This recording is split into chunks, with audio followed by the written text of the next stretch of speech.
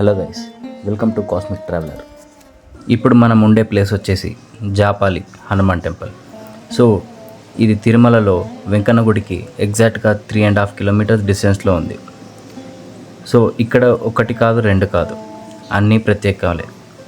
ఫస్ట్ది వచ్చేసి ఇక్కడే హనుమంతుల వారు జాబాలి అనే మహర్షికి తన తపస్సుకి మెచ్చి ముందుగానే ఆవిర్భవించనున్న అవతారాన్ని దర్శనం ఇచ్చారని ప్రతీతి.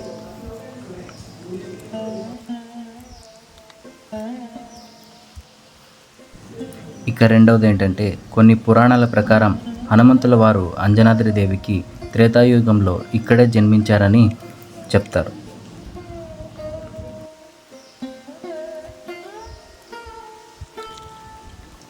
ఇక్కడ ఉన్న మూడవ ప్రత్యేకత ఏంటంటే, రాములవారి మరియు సీతమ్మ తల్లి ఇక్కడ వచ్చి సేద తీరారని ఇక్కడ ఉన్న స్థల పురాణం చెప్తుంది.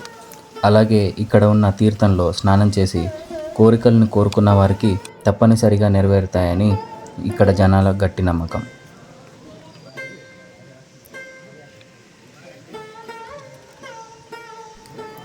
ఈ పాయింట్స్ అన్ని విన్న తర్వాత ఒక్క డౌట్ మాత్రం మీకు రావచ్చు.